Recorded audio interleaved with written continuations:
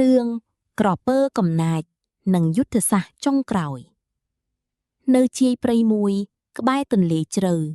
មានក្រពើធំមួយគេហៅថាកំណាចវាមិនត្រឹមតែចាប់សត្វស៊ីទេប៉ុន្តែវាក៏ចូលមកជិតភូមិនឹងពេលយប់ដើម្បីបំភ័យមនុស្សផងដែររាល់យប់អ្នកភូមិបានឮសំឡេងទឹកក្រឡាប់និងសំឡេងក្រពើក្រហមធ្វើឲ្យគេភ័យខ្លាចយ៉ាងខ្លាំងក្មេងៗយំមនុស្សចាស់ក៏មិនអាចដេកសុខបានថ្ងៃមួយក្មេងប្រុសឈ្មោះវីរៈបានឃើញក្រពើឡើងពីទន្លេវាមានភ្នែកភ្លឺក្នុងងងឹតហើយធ្មិនវាមើលទៅគួរឲ្យខ្លាចណាស់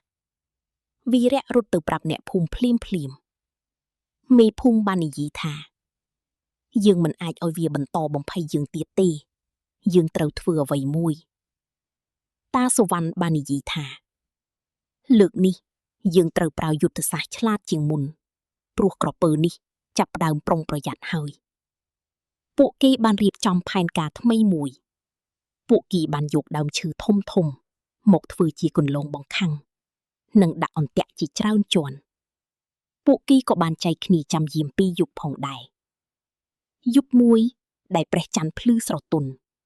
ក្រពើកំណាចឡើងពីទឹកវិញវាមានអារម្មណ៍ថាមានអ្វីមួយខុសប្លែកប៉ុន្តែវាឃ្លានខ្លាំងពេកវាឃើញសាច់ដាក់ជាបន្លំហើយវាចូលទៅយឺតភ្លាមនោះសំណាញ់ធំបានធ្លាក់ពីលើបិទលើខ្លួនវាក្រពើខឹងខ្លាំង